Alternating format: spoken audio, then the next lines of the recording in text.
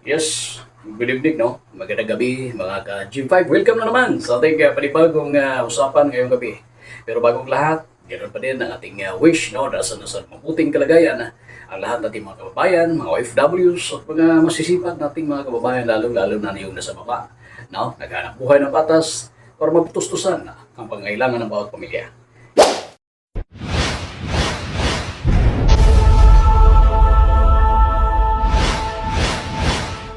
Ngayong gabi guys, ay alam naman natin, no, na umabot, simula pa kanina yan, no, araw hanggang ngayong gabi, umabot yung pang-5th or pang-5 na Quadcom Joint Public Hearing na kung saan ay binigyan ng importansya yung investigation sa mga pangyayari na isiniwalat ng ilang mga resource person ng mga nakaraang araw. Lalong-lalo na si Police Colonel Jovi Espinido, no, tinatanong na ng mga mamabatas sa mababang kapulungan na in relation doon sa kanyang isiniwalat guys. So ngayong gabi, papakinig natin sa inyo kasi tayo lang naman tayo ay hanggang public opinion lang tayo in aid of legislation sa Senado, sa Kongreso, ay karapatan din nilang magtanong at magbigay ng linaw as representative ng taong bayan sa kanilang mga area of jurisdiction, no? Ngayon, sa judiciary branch naman, sa kanila na rin yun, kung mayroong mga kasong na isampa, kung paano nila i-interpret ang batas, kung ito ba ang mga salaysay at mga batas, mga kaso na naisampa dyan, kung meron man, ay tama, at sila na bahala dyan, ang korte na bahala dyan guys. So dito tayo ay magkwentuhan at mag-uusap tayo sa mga nagaganap ang mga pangyayari, no? Ating mga reaksyon ay dapat ay naaayon din, no, sa yung karapatan ng tao. Bawal dito sa ating channel ang mga pagmumura, pambabastos, pag-comment ng hindi magaganda. Pasensya na po, ay didelete po natin yan, no? So, pwede kayong mag-comment, maaari kayong mag-comment, naayon lang sa inyong opinion. Pero bawal yung mga hindi magaganda na mga salita dito. Okay, so maraming salamat, no? So ngayon si Jovi Espinido guys, sumalang na naman, no? Pangalawa ata kung di ko nagkakamali. Kasi nung 5th o 4th joint public hearing ay dumalaw yun, di ba? Kaya nabulabog yung yung institusyon ng Philippine National Police kasi nung sinabi niya na isang organized crime, kung di ko nagkakamali, ang PNP, mukhang nadamay-damay na lahat. Paano naman yung mga matitino? Tama naman, no? Dapat linawin kung sino. Kung sino yung involved, hindi yung buong institusyon.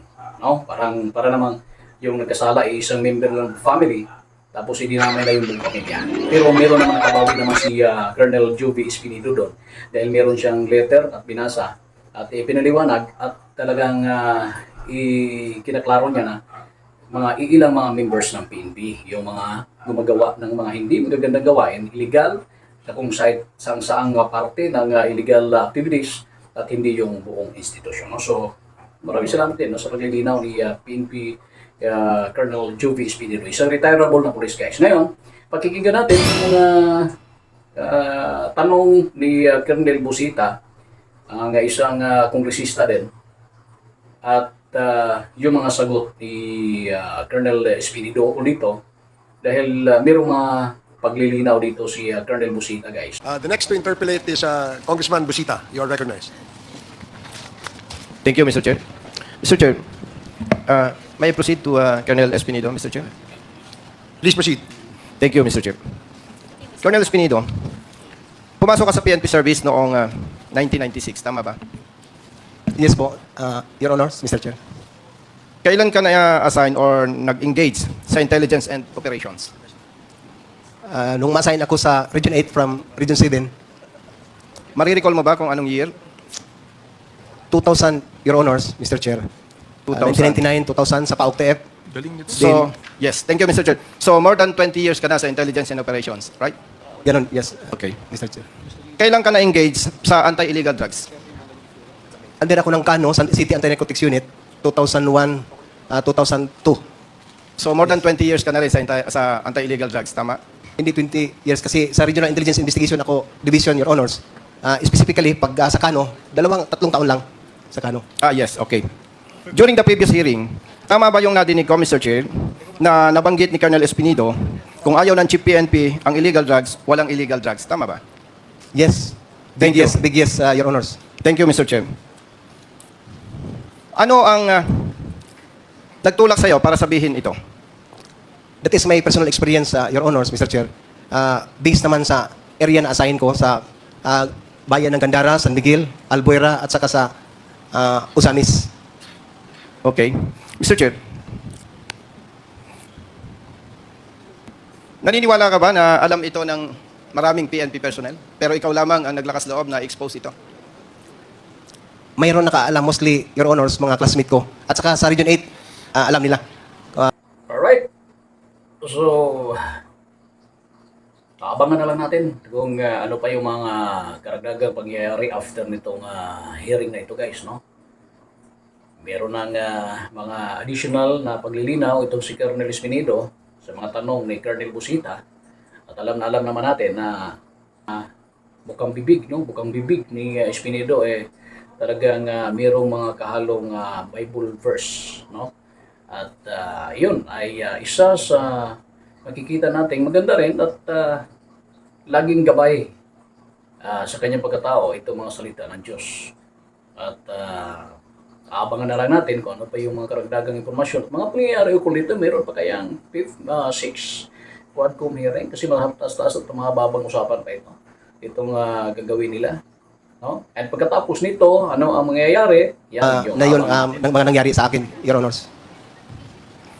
Kung nabanggit mo yan, na kung ayaw ng Chief PNP ang illegal drugs, walang illegal drugs, pwede rin ba nating sabihin na kung ayaw ng Chief PNP ang illegal gamblings, kasama ang illegal pogos, walang illegal na ganito?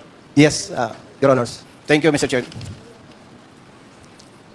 Referring to your affidavit, paragraph 34, page 6, nabanggit po ninyo na from my experience, I can say that the PNP is the biggest crime group in this country. Tama ba, Mr. Chair?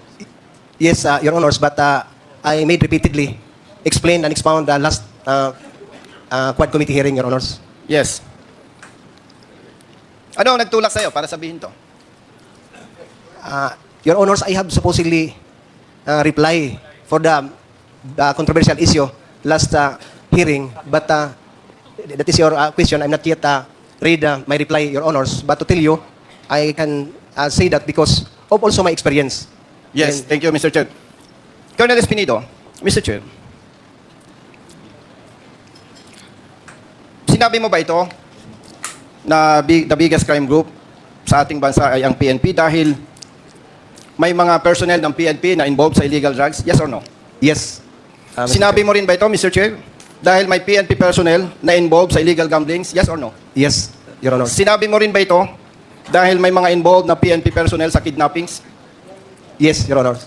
Sinabi rin mo ba ito dahil may mga PNP personnel na nasasangkot sa killings or EJK? Yes or no? Yes, Your Honors. How about robbery hold-up? We can attest to that, Your Honors, because when the time my last time here in 28 August 29, there is a news that there is a robbery hold-up happened in Bataan with the 7 police officers involved. Yes, I agree with you. How about, nasaan ka sa Mindanao? Yes, Your Honor. Region 11. Sa pagkakaalam mo, mayroon bang human trafficking na nangyayari within Mindanao? I cannot really give you the exact answer, Your Honors, because just only a hearing or a report that there is but a documentation. I have. Yes. So you mean, may nadidinig ka? Yes, Your Honor. Yes. Gusto ko lang i-clarify, Mr. Chair, kaya Colonel Espinido. Kasi, para malinawan ng taong bayan. And of course, malinawan ng PNP personnel. Kung pagbabasihan ko yung ating conversation, this hearing, tama bang sabihin na may mga personnel sa PNP na kriminal? Yes. Yes, Your Honor. Okay. Pero, hindi lahat ng personnel sa PNP ay kriminal. Yes, Your Honor. In terms of percentage, malaking porsyento ng PNP personnel ang kriminal o hindi? 60-40, Your Honor. Ano ang 60%? 60 ang mabait. 40 ang masama. I agree with you na may mga involved, pero hindi ako agree sa'yo na 60-40. Sorry. Yes. Meron ka ba, Colonel Espinido, na siyempre, pagkita mo yung problema, Especially you. More than 20 years sa PNP. Nakikita mo yung problema, di ba? Okay. Meron ka bang idea para ma-resolve or ma-address ito na kung saan sinasabi mo na maraming kriminal sa loob ng PNP? We have, Your Honors. Pwede po ba, Mr. Chair, madinig kung ano yung mga idea ni Colonel Espinido na pwedeng gawin ng PNP to address this problem? Mr. Chair? Your Honor, number one, we must stick to the core values of the PNP. Dapat ang pulis. It refers to 4 aims.